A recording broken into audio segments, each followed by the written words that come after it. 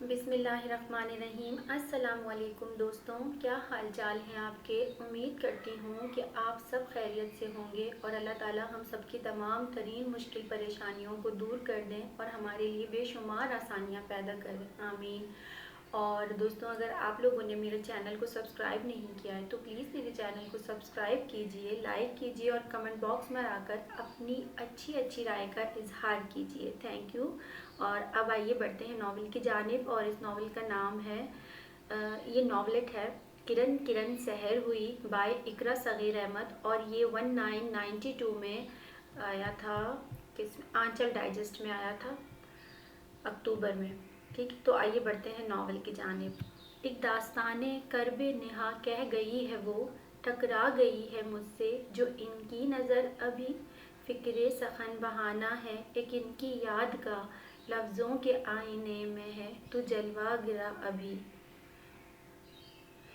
بچاؤ بچاؤ بچاؤ میں کہتی ہوں میرے نزدیک مت آؤ، وہیں رک جاؤ، مت آؤ میرے نزدیک ذلیل کمینے، میں تیرا خون کر دوں گی، وہ ہذیانی انداز میں چیخ رہی تھی۔ ان کے منہ سے کف جاری تھا، اس کے بڑھتے قدم انہیں زیادہ مشتعل کر رہے تھے۔ تو مجھے برباد کرنا چاہتا ہے، میں زندہ نہیں چھوڑوں گی تجھے۔ انہوں نے کمرے کا سامان اٹھا کر اسے مارنا شروع کر دیا۔ اس وقت وہ بالکل ہوش و حواس سے بیگانہ تھی۔ پھپھو جانی، میری بات تو سنیے پھپھو جانی، پلیز ہوش میں آئیے۔ میں نے پکارے جا رہا تھا مگر ان کی چیخ و پکار مسلسل بڑھتی جا رہی تھی۔ پھپھو جانی، سویٹ، یہ میں ہوں، آپ کا بیٹا، آپ کا سبریز۔ اس نے آگے بڑھ کر اس دیوانگی چھائے چیختے چلاتے وجود کو اپنے جوان مضبوط بازوؤں میں سمیٹ لیا۔ ان کی آنکھیں بند ہو رہی تھیں، ہونٹ آہستگی سے ہل رہے تھے۔ دوسرے لمحے وہ بے ہوش ہو کر اس کے بازوؤں میں جھول گئی تھیں۔ کیا ہو گیا ہے بیٹا؟ گلفشا بی بی وہاں آ کر گھبرائی ہوئی آواز میں بولی۔ پھپھو کی پھر طبیعت خراب ہو گئی ہے، وہ انہیں بیڈ پر لٹا کر بولا۔ تم جاؤ بیٹا، زرمینہ گل ابھی ہوش میں آ جائے گی، اللہ جانے کب اس روگ سے اس کی جان چھوٹے گی، میں اسے دوائی دیتی ہوں۔ وہ رنجیدہ سے اس کی طرف بڑھی۔ ہیلو سبریز، کیا بات ہے؟ بہت سیریس لگ رہے ہو۔ اشرف اس کی طرف دیکھتا ہوا بولا۔ کوئی بات نہیں ہے، عامر کہاں ہے؟ مجھے اس سے وہی فائل لینی ہے جس میں پروفیسر غوری کے نوٹس ہیں۔ عامر کیفیٹیریا کی طرف گیا ہے، آج وہ وہی ڈریس پہن کر آیا ہے جو اس کی فیونسی نے اس کے برتھ ڈے پر گفٹ کیا تھا، بلیک پینٹ اور اورنج شرٹ۔ ناشتہ کی بات پر اشرف اور اجمل نے زبردست کہکا لگایا تھا۔ یہ کوئی بات ہے ہنسنے کی؟ پاگلوں کی طرح کہکے لگانے میں بہت لطف آتا ہے تم لوگوں کو۔ وہ انہیں جھاڑ کر آگے بڑھ گیا۔ آج آتش گرم ہے، سنبھل کر رہنا، کبھی کبھی کیا ہو جاتا ہے اس کو۔ راشد حیرانگی سے بولا۔ سبریز عامر کو تقریباً سب جگہ ڈھونڈ چکا تھا مگر وہ اسے کہیں بھی نظر نہیں آیا۔ وہ جھنجھلایا ہوا واپس ڈپارٹمنٹ کی طرف جانے لگا تھا کہ عامر سامنے لائبریری کی سیڑھیوں کی طرف کھڑا نظر آیا۔ وہ دانت بھینچ کر اس کی طرف بڑھ گیا۔ گدھے، یہاں مرے ہوئے ہو؟ عامر کی کمر اس کی طرف تھی اور اس نے زوردار تھپڑ اس کی پشت پر مارتے ہوئے کہا، شٹ اپ، اندھے ہو مسٹر؟ وہ اس کی طرف رخ کر کے غصے سے چیخی تھی۔ وہ حیرت سے اس کی شکل دیکھتا رہ گیا۔ وہ جیسے عامر سمجھ رہا تھا، وہ بلیک پینٹ اورنج شرٹ میں ملبوس لڑکی تھی، دراز قد، سر پر ہیٹ، لانگ شوز میں۔ پیچھے سے کوئی بھی دھوکہ کھا سکتا تھا۔ ہاں، اب کہیے، آپ کو کوئی غلط فہمی ہوئی ہے؟ وہ ایک ہاتھ کمر پر رکھ کر طنزیہ اور لڑاکا انداز میں بولی۔ جی ہاں، واقعی مجھے غلط فہمی ہوئی تھی۔ وہ اب سنبھل چکا تھا، اس لیے کافی سکون سے اس کی آنکھوں میں دیکھ کر بولا، اسٹوپڈ، تمہیں جسارت کیسے ہوئی مجھے تھپڑ مارنے کی؟ بہت چیپ طریقہ ہے یہ لڑکیوں سے فری ہونے کا۔ محترمہ، کسی خوش فہمی میں رہنے کی کوئی ضرورت نہیں۔ میں ایک تو لڑکیوں سے فری ہوتے ہیں، ایک تو لڑکیوں سے فری ہوتے ہیں اور چوری پکڑی جائے تو بہانے بناتے ہیں۔ میں پولیس کے حوالے کروں گی تم مجھے کیا سمجھتے ہو؟ اچھی طرح نمٹنا جانتی ہوں تم جیسے آوارہ بدماشوں سے۔ اس کا حسین چہرہ اس وقت سرخ ہو رہا تھا غصے کی شدت سے۔ Shut up you cheap girl, میں تم جیسی لڑکیوں کے سائے سے بھی بچ کر چلتا ہوں۔ شدید غصے سے وہ بھی آؤٹ ہو گیا تھا۔ کیا ہو گیا ہے یار؟ عامر اس کے قریب بھاگتا ہوا آیا تھا۔ تم جیسی واہیات فیشن میں اندھی لڑکیاں جو اپنی عزت و وقار، معصومیت و نسوانیت کھو کر ایسے بیہودہ لباس پہن کر اپنے جسموں کی نمائش کر کے دعوت نظارہ دیتی ہیں، بد کردار لڑکیاں اس قابل بھی نہیں ہوتی کہ ان پر تھوکا جائے۔ وہ اس وقت مکمل جنونی لگ رہا تھا۔ تم گھٹیا انسان ہو۔ تم ہوتے کون ہو مجھ پر ایسے ریت بے بنیاد الزامات لگانے والے؟ میں تمہارے ٹکڑے ٹکڑے کر کے چیل کہوں کو ڈلوا دوں گی۔ شدید غصے و احساس توہین سے اس کا گلا روندھ گیا۔ اشرف، راشد، عامر وغیرہ بھی وہاں آ گئے تھے۔ دوسرے اسٹوڈنٹس بھی وہاں جمع ہو گئے تھے۔ یار کیا معاملہ ہے؟ اشرف گھبرایا ہوا بولا۔ میں تم کو زندہ نہیں چھوڑوں گی، سمجھے؟ دیکھیے ابھی جو کچھ بھی ہوا ہے سب میری وجہ سے ہوا ہے۔ عامر جو دور سے سب کچھ دیکھ رہا تھا اس سے مخاطب ہوا۔ کیا مطلب؟ آپ کی وجہ سے کیا ہوا ہے؟ وہ آنکھیں نکال کر بولی۔ سبریز مجھے تلاش کرتا پھر رہا تھا۔ آپ نے میرے جیسا ڈریس پہن رکھا تھا، اس کی وجہ سے اسے غلط فہمی ہوئی ہے، ورنہ میرا دوست بہت شریف انسان ہے۔ آپ یقین کریں وہ تو لڑکیوں کی طرف دیکھتا بھی نہیں۔ میں اس کی طرف سے آپ سے معافی مانگتا ہوں۔ دفع ہو آپ بھی اور آپ کا دوست بھی۔ اور وہ اسے گھورتے ہوئے وہاں سے چلی گئی۔ سبریز آج کی واردات کے بعد جلدی ہی گھر آ گیا تھا۔ اب پھپھو جانی کی طبیعت کیسی ہے؟ وہ ان کے قریب آ کر فکر مندی سے بولا۔ اب تو ٹھیک ہے، میں نے ٹیبلٹ کھلا دی تھی، اس کے زیر اثر سو رہی ہے۔ بیٹا تم اتنے میں کپڑے تبدیل کرو، میں اتنی دیر میں کھانا لاتی ہوں۔ نہیں ماں مجھے بھوک نہیں ہے، وہ کتابیں ٹیبل پر رکھ کر بولا۔ بھوک کیوں نہیں ہے؟ صبح بھی ناشتہ کیے بغیر ہی یونیورسٹی چلے گئے تھے، اب 4 بج رہے ہیں۔ مجھے معلوم ہے تم نے یونیورسٹی میں بھی کچھ نہیں کھایا ہوگا۔ ان کی ممتا بھرے لہجے میں فکر مندی بھی تھی، پیار بھی۔ مجھے بھوک نہیں ہے، بھوک لگے گی تو کہہ دوں گا۔ پھپھو نے کھانا کھایا؟ ہاں کھانا کھلا کر ہی اسے میں نے دوائی دی تھی۔ تم کھانا نہیں کھا رہے تو چائے لاؤں؟ ماں آپ کو ہر وقت میری فکر لگی رہتی ہے، اپنا خیال بھی رکھا کرے نا۔ وہ لاڈ سے ان کی گردن میں بازو ڈال کر بولا۔ اولاد کی تندرستی ہی ماں کی صحت ہوتی ہے۔ وہ اس کی پیشانی چوم کر بولی۔ میں چائے اور بسکٹ لے آتی ہوں، آپ چائے لے کر آئیں، میں اتنی دیر پھپھو کو دیکھ کر آتا ہوں۔ بیٹا اسے جگانا نہیں، بہت مشکل سے طبیعت سنبھلی ہے اس کی، وہ باہر جاتے ہوئے بولی۔ وہ پھپھو کے بیڈ روم میں آ گیا جو اپنے بیڈ پر بے خبر سو رہی تھیں۔ ان کے چہرے پر بچوں جیسی معصومیت اور فرشتوں جیسی پاکیزگی تھی۔ وہ انہیں سوتا دیکھ کر مطمئن ہو کر کمرے سے باہر آ گیا۔ کیا ہوا بیٹی، کھانا کیوں نہیں کھا رہی ہو؟ ابو اس کے قریب آ کر بولے۔ میں نے کہا نا میں کھانا نہیں کھاؤں گی، مجھے کہیں سے تھوڑا سا زہر لا دیں، وہ کھاؤں گی۔ وہ بری طرح روتی ہوئی بولی۔ اسے زہر کھائیں تمہارے دشمن۔ وہ لپک کر اس کے قریب آ گئی۔ آپ جائیں پلیز، مجھے تنہا چھوڑ دیں۔ وہ اب اور زیادہ رونے لگی۔ اس طرح مت رو، میرے دل کے ٹکڑے ہو رہے ہیں۔ بوا اسے لپٹاتے ہوئے بولی۔ بوا بتائیے، میں بد کردار ہوں، بیہودہ ہوں، میں کپڑے جسم کی نمائش کے لیے پہنتی ہوں، وہ ہچکیوں کے درمیان بولی۔ میری بچی خدا غارت کرے، کس نے یہ جھوٹے الزام لگائے میری بچی پر؟ میری بچی تو بہت معصوم اور بھولی ہے، وہ اسے لپٹا کر بولی۔ بولا وہ کہہ رہا تھا، اور بوا کے ڈھیروں اصرار پر اس نے ساری بات انہیں بتا دی۔ کون نگوڑا مارا تھا وہ؟ غلطی خود کی اور سارا الزام میری معصوم بچی پر رکھ دیا۔ آنے دو ذرا بڑے صاحب کو، جب انہیں یہ باتیں معلوم ہوں گی تو کھڑے کھڑے وہاں سے نکلوا دیں گے۔ نہیں بوا، ڈیڈی کو مت بتائیے گا، اس میں ہماری بھی تو غلطی ہے۔ ہاں بیٹی، میں تمہیں پہلے بھی منع کرتی تھی، یہ مردانہ کپڑے پہننے کو لباس جسم چھپانے کے لیے پہنا جاتا ہے، موئے ان فرنگیوں کے کپڑے تو ہوتے ہی ننگ دھڑنگ ہیں۔ ایسے کپڑے پہننے سے بھی کیا فائدہ جو جسم چھپانے کے بجائے اور نمایاں کر دے۔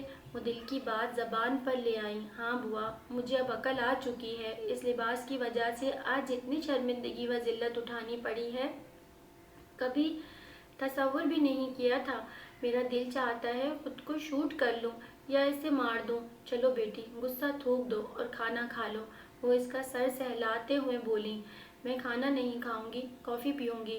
آپ میرے وارڈروب میں سے تمام کپڑے نکلوا کر آگ لگا دیں اور ٹیلر کو بلوا کر نئے کپڑوں کا آرڈر دیں۔ وہ چہرے پر سے آنسو صاف کرتی ہوئی بولی۔ بوا کافی بنانے چلی گئی تھی۔ وہ درد سے پھٹے سر کو ہاتھوں میں پکڑ کر بیڈ پر لیٹ گئی۔ وہ بچپن ہی سے ناز و نم میں پلی تھی، جسے آج تک کسی نے پھولوں کی چھڑی سے بھی نہ چھوا تھا۔ ایک اجنبی سر پھرے شخص کے بہتان تراشیوں نے اس کے نازک دل و دماغ پر گہرا اثر ڈالا تھا، اور یہ اس کی حساس طبیعت کا ہی اثر تھا جو وہ رات بھر بخار میں پھنکنے لگی تھی۔ سبریز، پڑھائی کیسی ہو رہی ہے بیٹا؟ گلریز سیب کی پلیٹ اٹھاتے ہوئے بولے۔ کوئی خاص نہیں ہے بابا، اس نے کپ سوسر پر رکھتے ہوئے سنجیدہ لہجے میں جواب دیا۔ ہر جگہ ٹینشن ہے، ہر شخص خوفزدہ سہما ہوا ہے۔ افراتفری، بد امنی و خوف و ہراس اس قدر پھیل چکا ہے کہ کوئی شخص بھی خود کو محفوظ نہیں سمجھتا، اور اسی غیر محفوظ ہونے کے احساس سے کوئی بھی اپنا فرض دل جمعی اور لگن سے ادا نہیں کر رہا۔ ارے لالا، چھوڑیں ان باتوں کو، آپ کے کرنے سے حالات بدل نہیں جائیں گے، شمریز نے بے نیازی سے کہا۔ سبریز میں شمریز کی بات کا جواب نہ دیتے ہوئے ڈائننگ ٹیبل سے اٹھ کر ان کے کمرے میں چلا گیا۔ ہیلو پھپھو جانی، کیا ہو رہا ہے؟ وہ بیڈ پر چھت پر نظریں گاڑے لیٹی تھیں۔ کیا کر سکتی ہوں بیٹا، میں تو ایک بوجھ بن کر رہ گئی ہوں، وہ افسردہ لہجے میں بولیں۔ فضول خیالات کو کیوں دل میں جگہ دیتی ہیں؟ آپ ہمارے لیے کیا ہیں یہ آپ نہیں سمجھ سکتی۔ وہ ان کے قریب بیٹھا ہوا بولا۔ میں جانتی ہوں جانی، اگر تم لوگوں کی یہ محبتیں نہیں ہوتی تو میں کب کی مر چکی ہوتی۔ ویسے مجھے مر جانا ہی چاہیے، اس بے رحم دنیا میں مجھے ذلت و رسوائی کے سوا دیا ہی کیا ہے؟ وہ گلوگیر آواز میں بولی۔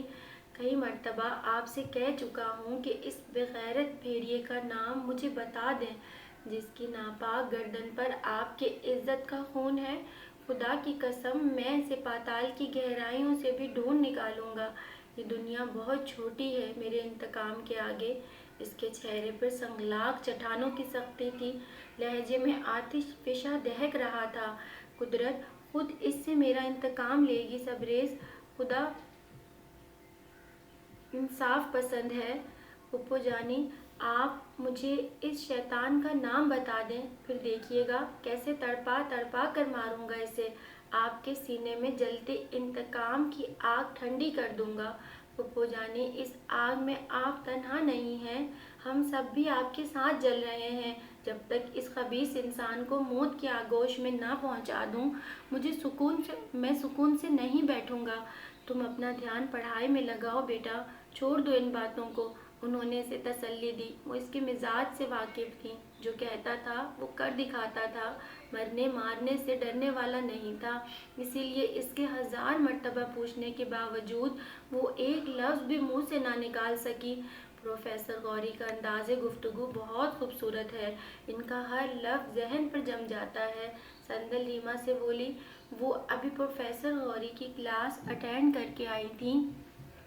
واحد کلاس ہے ان کی جس میں کسی کو کوئی اختلاف نہیں ہوتا، ان کا لیکچر مکمل ہوتا ہے اور دلائل بہت مضبوط، اور دوسری بات وہ اپنے اسٹوڈنٹ سے دوستوں کی طرح پیش آتے ہیں۔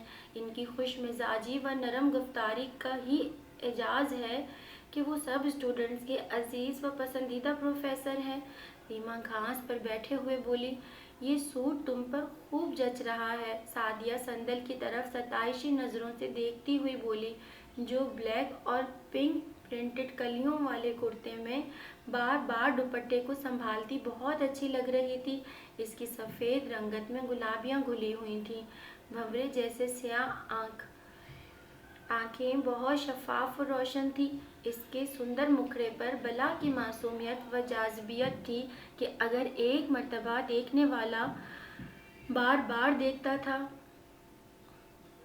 اسے اپنے حسین ہونے کا احساس تھا، جبھی کچھ مغرور بھی تھی۔ اشرف بتا رہا تھا، سبریز سے تمہاری جھڑپ ہوئی تھی 1 ہفتے پہلے، اس دن ہم لوگ نہیں آئے تھے، کیا ہوا تھا؟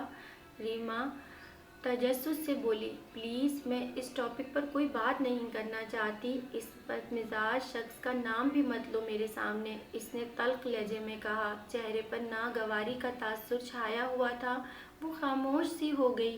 تمہاری پہلی ملاقات ہی اس سے خطرناک انداز میں ہوئی ہے، دراصل وہ ہے ہی ایسا اکھڑ، بد دماغ اور بد مزاج، لڑکیوں سے تو اسے ازلی بیر ہے، بلکہ لڑکیوں نے خود اس کا دماغ آسمان سے اونچا کر دیا ہے، اس کی سمارٹنیس اور وجاہت پر مرتی ہیں، اس سے دوستی کرنے کی خاطر اس سے بات کرنے کے لیے خود کو اس قدر عرضہ کر لیا ہے کہ وہ کسی لڑکی کی طرف نظر اٹھا کر دیکھنا تو درکنار وہ ان کی پرچھائیوں سے بھی بھاگتا ہے۔ چند فضول قسم کی لڑکیوں نے اپنی سستی ذہنیت کے مظاہرے اس کے آگے کیے ہیں، تو اس کا یہ مطلب نہیں کہ سب لڑکیوں کی وہ انسلٹ کرتا پھرے۔ سندل چڑ کر بولی، تمہیں یونیورسٹی آئے ابھی چند دن ہوئے ہیں، رفتہ رفتہ عادی ہو جاؤ گی اس ماحول کی، اور ڈیئر اس کی دیوانگی چند لڑکیاں نہیں ہیں، پوری یونیورسٹی اس کی دیوانی چند لڑکیاں نہیں ہیں، پوری یونیورسٹی ہے۔ ریما مسکرائی، بھابھی سبریز ابھی تک نہیں آیا یونیورسٹی سے؟ زرمینا گلفشا بی بی سے مخاطب ہوئی۔ نہیں، وہ آج یونیورسٹی نہیں گیا ہے، اپنے دوست کے ساتھ کہیں گیا ہے، اب آتا ہی ہوگا۔ آؤ ادھر بیٹھ جاؤ، خدا کا شکر ہے تم کمرے سے باہر تو نکلی، وہ انہیں بیڈ پر بٹھاتی ہوئی بولی۔ بھابھی اسے جب تک میں دیکھ نہ لوں مجھے سکون نہیں ملتا، وہ آہستہ سے بولی، اس کا بھی یہی حال ہے، مجھ سے زیادہ تمہیں چاہتا ہے، وہ بہت قریب ہے تمہارے، پھپھو اور بھتیجے میں اتنی محبت کم پائی جاتی ہے۔ صبح جاتے وقت وہ حسبِ معمول تمہارے کمرے میں گیا تھا، مگر تم سو رہی تھی۔ ارے آرام سے بیٹھو نا، اتنے سالوں بعد بھتیجے کی محبت میں اپنے کمرے سے باہر نکلی ہو، اپنا لاڈلا بھتیجا اتنا پیارا ہے تمہیں، میری دنیا اسی تک محدود ہے، میری کل کائنات وہی ہے، میری زندگی کی امید بھی وہی ہے، میں خود نہیں جانتی مجھے اس سے اتنا پیار کیوں ہے، وہ دیوار کو گھورتے ہوئے بولی۔ ارے یہ میں کوئی خواب تو نہیں دیکھ رہا؟ اچانک گلریز خان کمرے میں داخل ہوتے ہوئے بولے، ان کے لہجے میں حیرانگی چہرے پر مسرت تھی۔ وہ اچانک ان کی آواز سن کر خوف زدہ ہو گئیں۔ بچہ بچاؤ بچاؤ، یہ شخص مجھے لوٹ لے گا، مجھے برباد کر دے گا۔ ان کی آنکھوں میں وحشت ابھر آئی تھی، بری طرح چیختے ہوئے گلفشا کے پیچھے وحشت زدہ سی چھپنے کی کوشش کر رہی تھی۔ زرمینا یہ تمہارے لالا ہیں، مت خوف زدہ ہو، ہوش میں آؤ، وہ پریشانی سے اسے سنبھالتے ہوئے سمجھانے کی کوشش کر رہی تھی۔ گلریز خان رنجیدہ سے وہاں سے چلے گئے تھے۔ بھابھی میں لٹ گئی، برباد ہو گئی، آپ اب آئی ہیں، اتنی دیر کیوں لگائی آپ نے آنے میں؟ وہ ان سے لپٹ کر رو رہی تھی۔ تم پاک ہو کنول کے پھول کی طرح پاکیزہ، کچھ نہیں ہوا تمہیں، وہ بھرائی ہوئی آواز میں بولی۔ اتنے میں زرمینا بے ہوش ہو کر گر چکی تھی۔ شروع میں تو بہت بوریت تھی، آپ نے تو وہاں جا کر میری خبر ہی نہیں لی، وہ منہ پھلا کر بولی۔ بیٹا ہم ایک جگہ تھوڑی گئے تھے، مختلف جگہوں پر ہم نے کیمپ لگائے تھے، کچھ علاقے ایسے ہیں جہاں لوگوں کو جدید سہولتیں میسر ہیں، ورنہ زیادہ تر لوگوں کو تو پینے کا پانی بھی صاف نہیں ملتا، بہت دور سے تھوڑا سا پانی وہ حاصل کرتے ہیں جس سے ضرورت بمشکل پوری ہوتی ہے۔ ایسے دیہاتوں میں کنویں کھدوائے ہیں، ٹیوب ویل کی سہولت دی ہے، بدحالی، غربت، بے روزگاری اس قدر شدید ہے کہ معصوم بچے جن کی عمر تعلیم حاصل کرنے کی ہے وہ بھی تلاش معاش میں سرگرداں ہیں، پیٹ کی آگ سے مجبور ہو کر وہ بھیک مانگنے سے بھی نہیں شرماتے، بہت قسم پرسی و تنگ دستی کی دن گزار رہے ہیں وہ لوگ، پھر آپ نے کیا کیا ہے ان لوگوں کے لیے؟ وہ اشتیاق سے بولی، میں تو اللہ کا ایک بہت ہی حقیر بندہ ہوں، اصل کرنے والا ہے خدا۔ میرے سے جو تھوڑی بہت مدد ہو سکتی تھی وہ میں نے کر دی۔ غربت دن بدن بڑھتی جا رہی ہے ڈیڈی، اگر سب صاحب حیثیت لوگ غریبوں کی تھوڑی سی مدد بھی کرے تو کوئی غریب بھوکا نہیں سوئے۔ وہ ہمدردی سے بولی، سب غریبوں کا خیال کرنے لگے تو غربت ختم ہو جائے گی۔ اذان ہو گئی ہے، آپ بھی نماز پڑھیں، ہم مسجد سے نماز پڑھ کر آتے ہیں، پھر دونوں باپ بیٹی ساتھ کھانا کھائیں گے۔ وہ اٹھتے ہوئے بولے،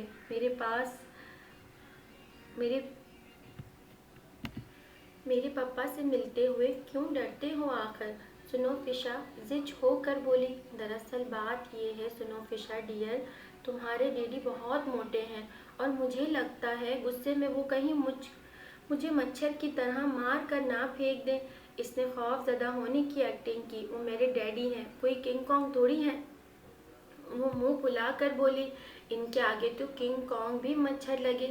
شمریز کہکا لگاتے ہوئے بولا، اچھا تو جاؤ، پھر کیوں آئے ہو یہاں پر؟ وہ گیٹ بند کرتے ہوئے بولی، ارے تم تو ناراض ہو گئی، چلو آج تمہارے ڈیڈی کا بھی دیدار کر لیتے ہیں۔ یار دعا کرتی رہنا، چونٹی اور ہاتھی کا ملاپ اچھا نہیں ہوتا۔ وہ رونی آواز میں بولا، سنو ڈیڈی سے کوئی فضول بات نہیں کرنا، بس جو وہ کہیں ان کی ہاں میں ہاں ملاتے رہنا، جو کچھ بھی کہیں ہاں میں جواب دینا تو کامیاب لوٹو گے۔ وہ شوخی سے مسکرائی، اوکے، ہاں میں ہاں ملانا تو بہت آسان ہے۔ وہ سر ہلاتا ہوا اس کے پیچھے اندر کی طرف بڑھ گیا۔ ڈیڈی یہ میری کلاس فیلو ہیں، شمریز خان، بہت ذہین اسٹوڈنٹ ہے، اس نے تعارف کروایا۔ وعلیکم السلام۔ وہ اس سے ہاتھ ملاتے ہوئے بولے، ڈیڈی شمروز کو آپ کو دیکھنے، وہ میرا مطلب ہے آپ سے ملنے کا بہت اشتیاق تھا، آپ ان سے باتیں کیجیے، میں چائے لاتی ہوں۔ سنوفشا وہاں سے کچن کی طرف چلی گئی۔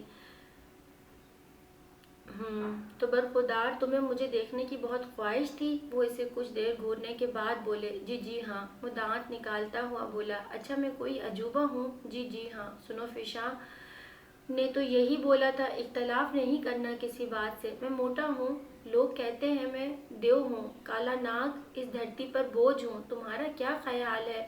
وہ اسے گھورتے ہوئے بولے، انکل لوگ کہتے ہیں تو ٹھیک ہی کہتے ہوں گے، ویسے میں آپ کو سچی بات بتاؤں، میں نے آج تک بہت سارے لوگ دیکھے ہیں، جیسے آپ ہیں ایسا میری نظر سے آج تک نہیں گزرا۔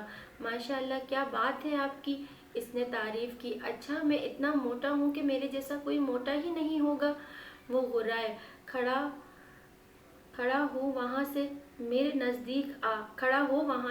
نزدیک آ۔ اس کے ہاں کے جواب میں ان کی پارا ہائی ہو گیا۔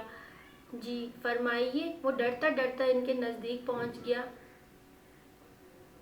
ایک چڑی مار کیا سمجھتا ہے کہ میں موٹا ہوں تو کیا عقل کا کھوٹا ہوں؟ اتنی دیر سے مجھے بے وقوف بنا رہا ہے، میری بات کا جواب ہاں میں دیتا ہے، ابھی تجھے بتاتا ہوں۔ احمق گدھا کون ہے؟ انہوں نے اسے گریبان سے پکڑ لیا۔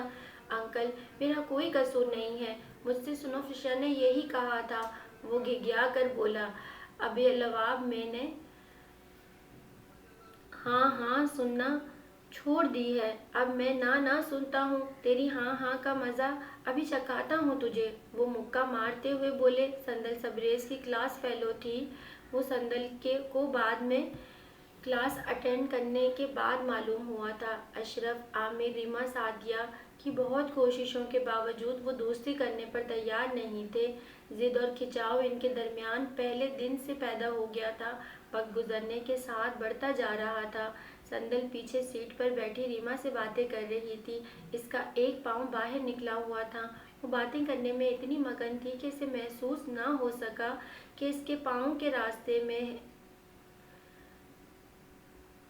عامر اور شمریز اپنی سیٹ کی طرف بڑھ رہے تھے۔ عامر راستے میں پھیلے اس کے پاؤں کو پھلانگ کر آگے بڑھ گیا۔ شمریز کو اس کا یوں پاؤں پھیلا کر بیٹھنا ناگوار گزرا۔ وہ اپنے بھاری جوگرز سے اس کا पाँव कुचलता हुआ आगे बढ़ गया। संदल बातों में इतनी मगन थी कि एकदम तड़प ही उठी थी। क्या हुआ? बराबर में बैठी सादिया बोली। मेरा पाँव। वो पाँव को हाथ लगाते हुए बोली। गुलाबी पाँव बुरी तरह छिला हुआ था। तकलीफ की शिद्दत से इसके आंसू बह निकले। चलो ड्रेसिंग करवा कर आते हैं, बहुत तकलीफ हो रही होगी तुम्हें। सादिया इसका चेहरा देखते हुए बोली। नहीं, मैं रुमाल बांध लूंगी, वो भीगे लहजे में बोली। सबरेज को वो देख चुकी थी। यार, ये तुमने अच्छी हरकत नहीं की। आमिर ने इसके कान में सरगोशी की। आइंदा संभल कर बैठेगी। तुम इंसान नहीं, दरिंदे हो। देखो बेचारी तकलीफ से रो रही है। आमिर इसकी तरफ देख कर बोला। ये लड़कियां माहिर होती हैं मगरमच्छ के आंसू बहाने में। इसने बेपरवाही से कंधे उचकाए। आपको शर्म नहीं आती? मेरा पाँव कुचलते हुए वो इसकी सीट के नज़दीक आकर गुस्से से चीखी। आपको शर्म नहीं आती? रास्ता रोक कर बैठते हुए। ये क्लास है, आपकी जागीर नहीं जो आप अपनी मनमानी करें। वो भी गुस्से से बोला। आपकी भी हुकूमत नहीं चलती यहाँ जो आप इस तरह से वहशत फैलाएं। वो तुर्की ब तुर्की बोली। प्रोफेसर गौरी क्लास में आ चुके थे। स्टूडेंट्स अपनी सीटों पर बैठ गए थे। अभी इनके दरमियान हंगामा और बढ़ता कि आमद ने खामोशी पैदा कर दी थी। क्या बात है बच्चों? वो इनके नज़दीक आकर नरमी से बोले। सर, उन्होंने मेरा पाँव जख्मी किया है। बहुत गलत बात है। ये इतनी मामूली सी बातों पर आपस में लड़ना शुरू हो जाते हैं। आप चलिए आप अपनी सीट पर बैठिए। वो संदल से मुखातिब हुए। दरगुजर से काम लेना सीखिए। इतनी छोटी बातों को नज़रअंदाज किया जाता है। वो सबरेज से मुखातिब थे। ये मामूली सी छोटी छोटी गलतफहमियां बड़ी बड़ी नफरतों को जन्म देती हैं और वक्त है हमें एक बनकर रहने का। हमारे दुश्मन इन्हीं बातों से फ़ायदा उठाकर हमें आपस में लड़वा देते हैं। इनका मौजू दूसरी तरफ मुंतकिल हो गया था। अगस्त का महीना शुरू हो चुका था।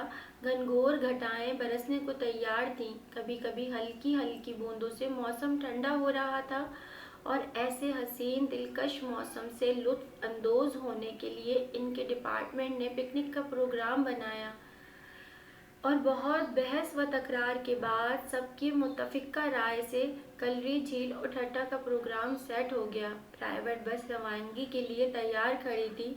अब किसका इंतज़ार है? प्रोफेसर शहराज बोले। सबरेज आ जाए फिर चलते हैं। प्रोफेसर गौरी रिस्ट वॉच में टाइम देखते हुए बोले। अस्सलामुअलैकुम। सुबह बखैर। सबरेज अपनी कार पार्किंग में खड़ी करके इनकी तरफ आया। बरखुरदार, इतनी लेट? सॉरी सर, तुम्हारी वजह से कितने लेट हो चुके हैं। सब चले आए।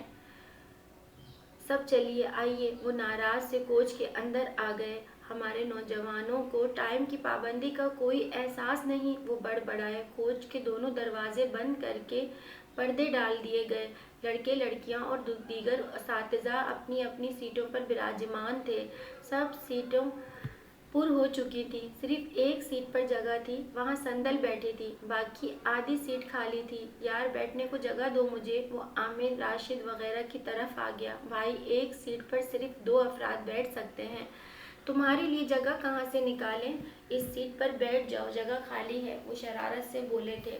बकवास मत करो, खुद बैठ जाओ वहाँ। वो गुस्से से बोला। अब क्या प्रॉब्लम है? बैठते क्यों नहीं आप? सर, गौरी बदस्तूर नाराज थे। प्रॉब्लम सर, पूछ लूँगा तुम लोगों से भी। वो बड़बड़ाता हुआ संदल के बराबर में बैठ गया। सफ़र तवील था।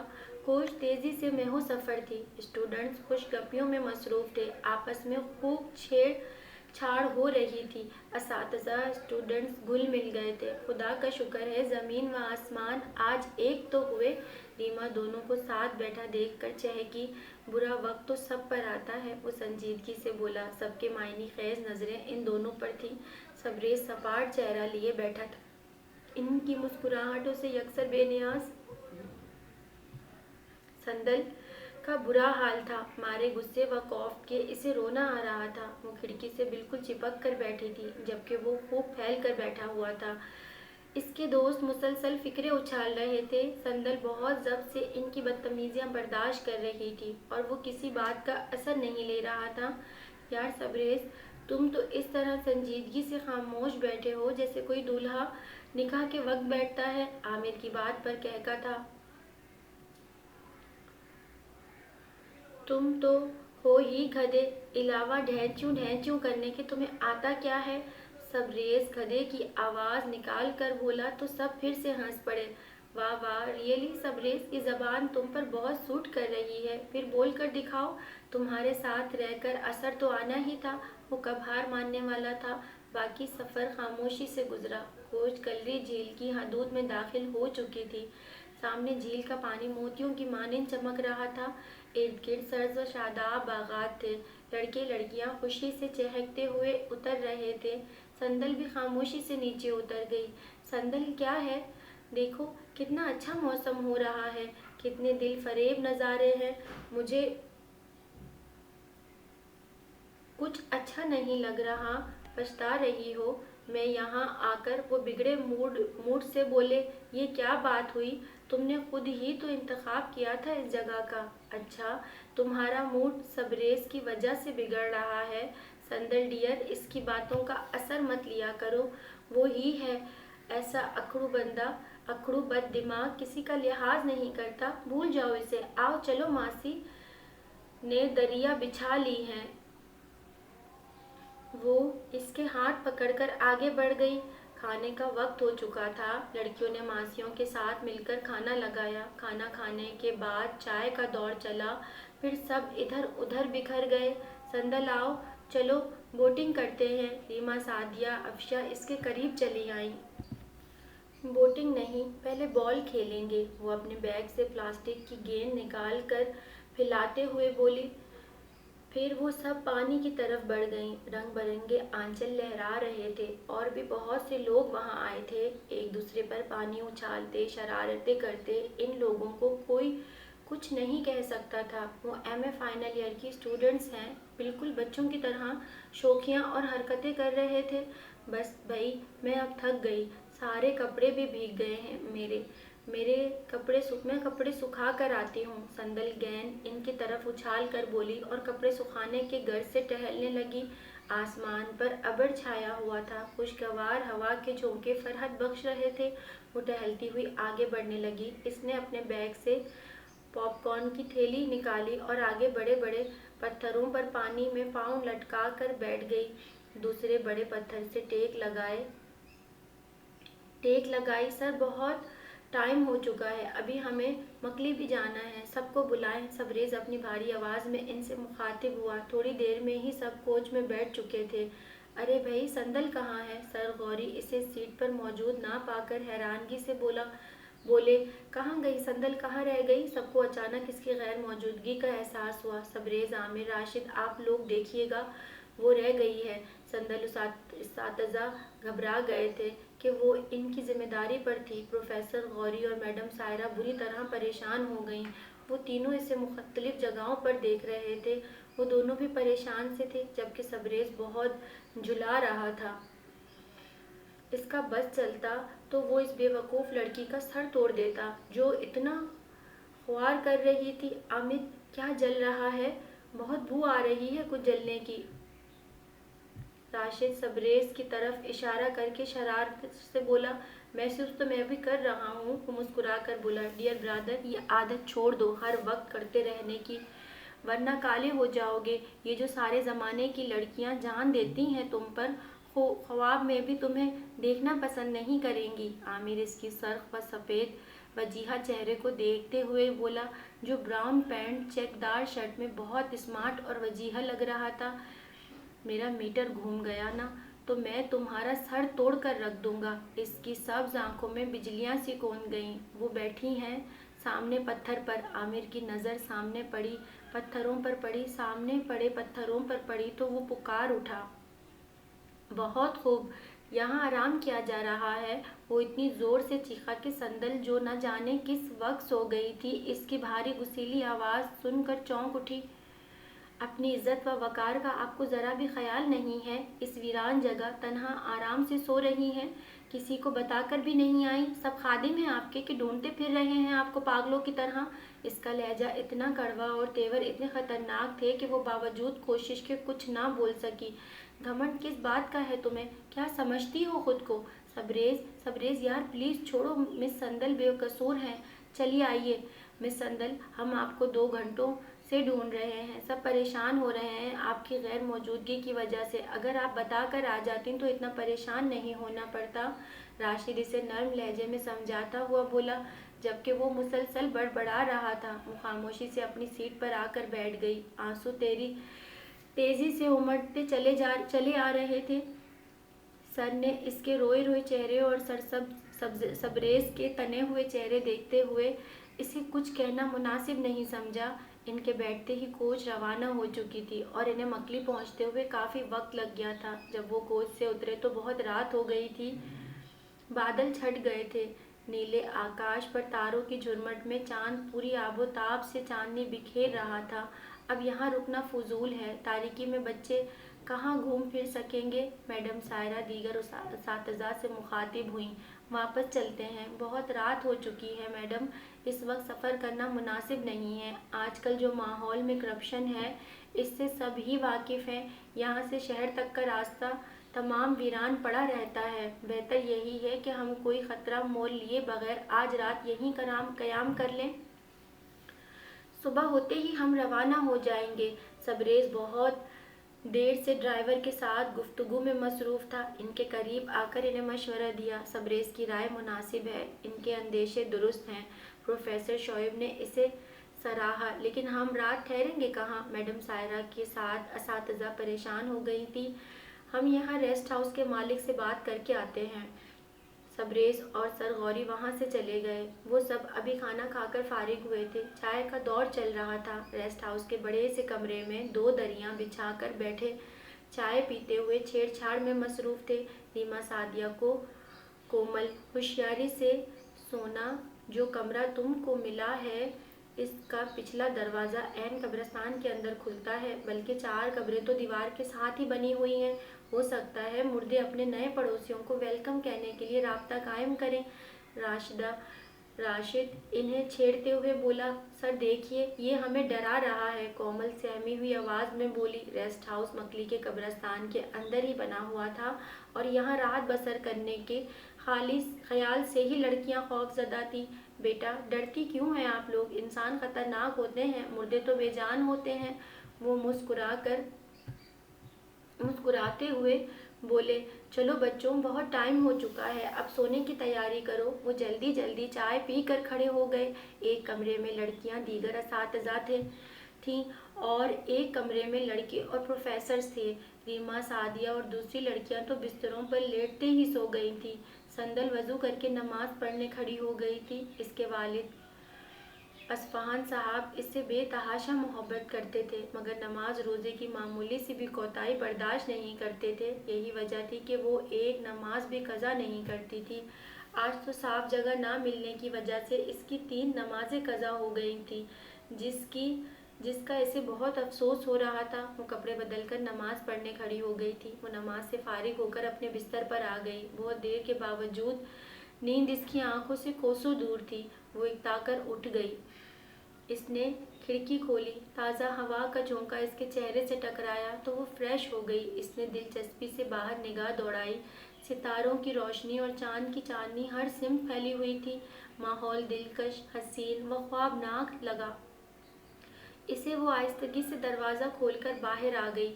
ہر سو پھیلے ہوئے کھنڈرات چاندنی میں عجیب پراسرار لگ رہے تھے۔ تھوڑے فاصلوں پر بنی چھوٹی بڑی قبریں ویران پڑی تھیں۔ الیکٹرک کھمبوں پر لگے مرکری بلبوں کی روشنی ناکافی تھی۔ وہ بغیر کسی خوف و دہشت کے اس خاموش بستی کی چاند رات کا نظارہ کر رہی تھی۔ ذہن پر چھایا جمود و غبار صاف ہو گیا تھا۔ وہ نہایت اطمینان سے بساط سی ٹہلتی ہوئی اپنی سوچوں میں اتنی مگن تھی کہ کسی نے اچانک اس کے کندھے پر ہاتھ رکھ دیا۔ سبریز کھڑکی بند کر کے لیٹنا ہی چاہتا تھا کہ سامنے اس کی نظر پڑی۔ چاندنی میں اس کا سراپا نمایاں ہو رہا تھا۔ سفید لباس میں ٹہلتا ہوا وجود اسے چونکا گیا۔ بھوت چڑیل پر وہ انعتقاد نہیں رکھتا تھا۔ پھر وہ کون ہے؟ لڑکی کوئی بھی اتنی بہادر نہیں ہو سکتی جو ایسی جگہ پر رات کو چہل قدمی کرے۔ چلو کون ہے؟ آگے چل کر دیکھنا چاہیے۔ وہ خود سے مخاطب ہوا اور دروازہ کھول کر باہر آ گیا۔ سب بے خبر سو رہے تھے، قبل اس کے سندل کے منہ سے چیخ نکلتی ایک مضبوط ہاتھ نے اس کے کھلے منہ کو بند کر دیا۔ اپنی پھٹی پھٹی آنکھوں سے اس نے دیکھا تو جان میں جان آئی۔ سبریز آپ، وہ اپنی لڑکھڑاتی زبان پر قابو پا کر بولی۔ وہ اس کی طرف حیرت اور بے یقینی سے دیکھ رہا تھا، اس کے چہرے پر الجھن کے آثار تھے۔ سبریز پریشان آنکھیں اس پہ جمائی ہوئی تھی۔ ابھی آپ میرا ہارٹ فیل کرواتے کیا؟ ضرورت تھی اس طرح ڈرانے کی؟ وہ خشک لہجے میں بولی۔ مجھے یقین کر لینے دو، یہ واقعی آپ ہیں۔ کیا مطلب؟ کیا میں کوئی چڑیل نظر آ رہی ہوں؟ واقعی یہ آپ ہیں۔ چڑیل آپ جیسی بدصورت بد مزاج نہیں ہوتی۔ وہ سکون سے بولا۔ کبھی اپنی شکل بھی آئینے میں دیکھ لیا کریں۔ وہ منہ بنا کر بولی۔ فضول بحث ختم کرو، یہ بتاؤ یہاں کس کی اجازت سے آئی ہو؟ اس کے چہرے پر کرختگی چھا گئی۔ مجھے کسی کی اجازت کی ضرورت نہیں ہے، اپنی مرضی سے آئی ہوں میں یہاں۔ وہ اسی لہجے میں بولی۔ اب تمہاری خیریت اسی میں ہے، شرافت سے یہاں سے چلی جاؤ ورنہ تمہارا گلا دبا کر یہیں کسی قبر میں دفن کر دوں گا۔ مجھے لڑکیوں کی بے جان آزادی و خود مختاری قطعی پسند نہیں ہے۔ وہ اطمینان سے ٹہلتے دیکھ کر زہریلے لہجے میں بولا۔ میں اپنی مرضی سے آئی تھی اور اپنی مرضی سے جاؤں گی، کسی کے فضول روب و دھونس میں آنے والی نہیں ہوں۔ ایسے نہیں مانو گی؟ ڈیٹوں کی اعلیٰ اقسام سے جو تعلق رکھتی ہو وہ اس کے ڈیٹوں کی اعلیٰ اقسام سے جو تعلق رکھتی ہو وہ اس کی ہر دھرمی و ضد دیکھ کر جھنجھلا گیا تھا۔ وہ ایسے بیٹھی تھی جیسے اس کی موجودگی سے لا علم ہو، اور وہ تپ اٹھا تھا۔ کھڑی ہو۔ وہ اسے دونوں بازوؤں سے پکڑ کر کھڑا کرتا ہوا بولا۔ چھوڑیں مجھے۔ اس کی انگلیاں آئینی سلاخوں کی طرح اس کے بازوؤں میں گڑی ہوئی تھیں۔ یہی چاہتی تھی تم تو یہی صحیح۔ وہ اسے اپنے بازو سے پکڑ کر گھسیٹتا ہوا اس کے کمرے تک لے گیا۔ کھلے ہوئے دروازے سے اس کو گیند کی مانند اندر اچھال کر باہر سے کنڈی لگا دی اور اپنے کمرے تک آ گیا۔ اندر آ کر اس نے سکون کا سانس لیا،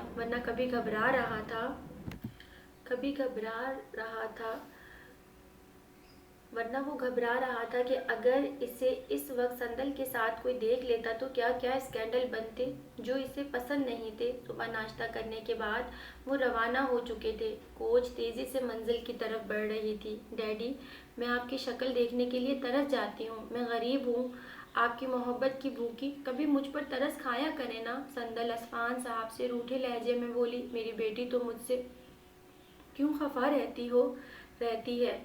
ان کے پروقار چہرے پر مسکراہٹ دوڑ گئی۔ میرے لیے آپ کے پاس وقت نہیں ہوتا، کبھی سیلاب زدگان کی طرف جا رہے ہیں تو کبھی کچی آبادیوں کے مکینوں کی طرف دوڑ رہے ہیں، اور کہیں بیٹی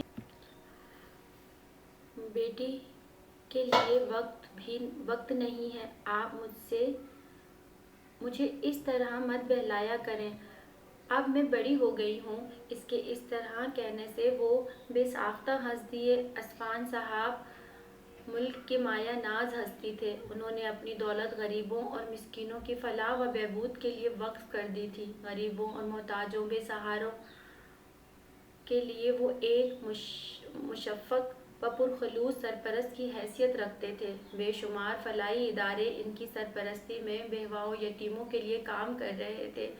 معذور بے سہارا لوگوں کے لیے انہوں نے اسپتال اور گھر بنوا رکھے تھے جہاں وہ آرام و سکون سے رہ رہے تھے۔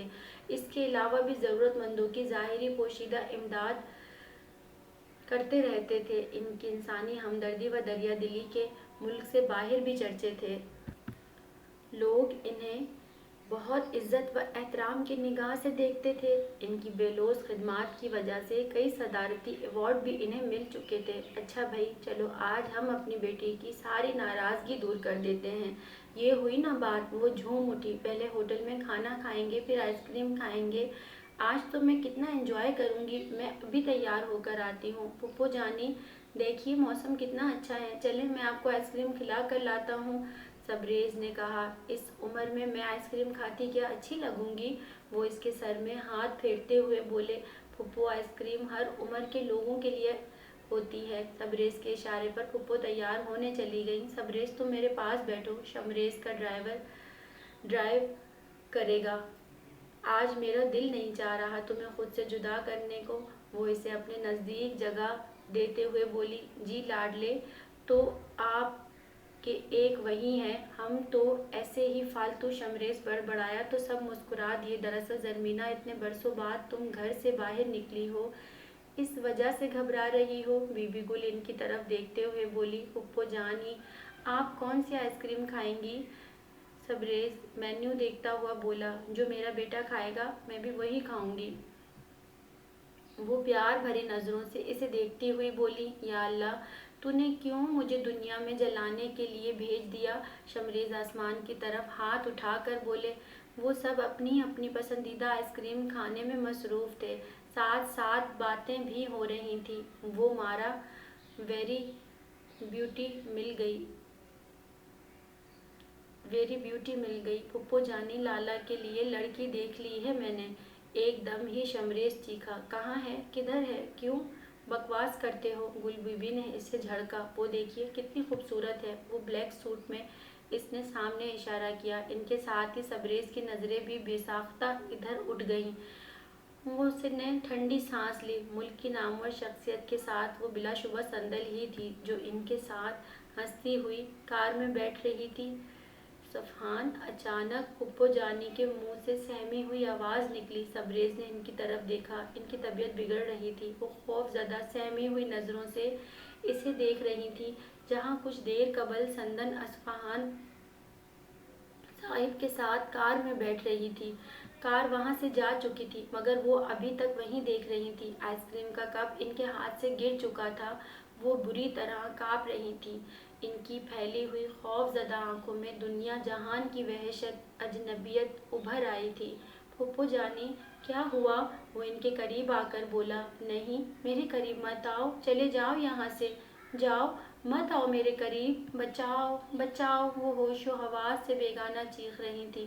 سبریز، شمریز، زرین، بی بی گل سب انہیں سنبھالنے کی بھرپور کوشش کر رہے تھے مگر وہ اپنی پہچان کھو چکی تھیں۔ وہ دہشت زدہ سی چیختی ہوئی مین روڈ کی طرف بھاگ گئیں۔ قبل اس کے کہ شمریز سبریز ان تک پہنچتے، اچانک وہ ہو گیا جس کا انہوں نے تصور بھی نہیں کیا تھا۔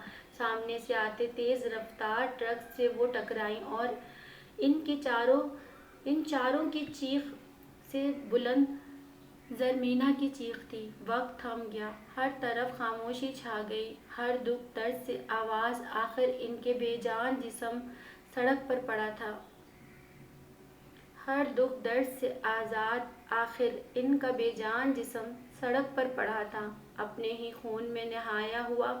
بیٹا، جانے والوں کو بھلا بلانا پڑتا ہے، اتنا سوگ نہیں مناتے، تکلیف ہوتی ہے ان کی روح کو۔ بی بی گل کمرے کی لائٹ آن کرتے ہوئے سبریز سے بولی۔ اس کی حالت دیکھ کر ان کا دل کٹ کر رہ گیا۔ میلے کپڑوں میں بڑھتی ہوئی شیپ، الجھے بال پیشانی پر بکھرے ہوئے تھے، آنکھیں سرخ انگارہ ہو رہی تھیں۔ چلو بیٹا، منہ ہاتھ دھو کر کھانا کھا لو۔ کب تک اس طرح رہو گے؟ چاند صبر کرنا اچھی بات ہے۔ میں جانتی ہوں زرمینا تمہیں مجھ سے زیادہ پیاری و عزیز تھی، اب تم ایسے رہو گے تو اس کی روح کتنی بے چین ہوگی۔ وہ اسے سمجھاتے ہوئے بولی۔ ماں، ان کو اس دنیا میں سوائے ذہنی اذیت و محرومیت کے ملا ہی کیا ہے؟ اور جب موت ملی بھی تو اتنی اذیت ناک جن لوگوں کے لیے دنیا میں جگہ نہیں ہوتی، خدا انہیں کیوں بھیج دیتا ہے؟ بیٹا، اللہ اپنے ان بندوں کا امتحان بھی تو لیتا ہے۔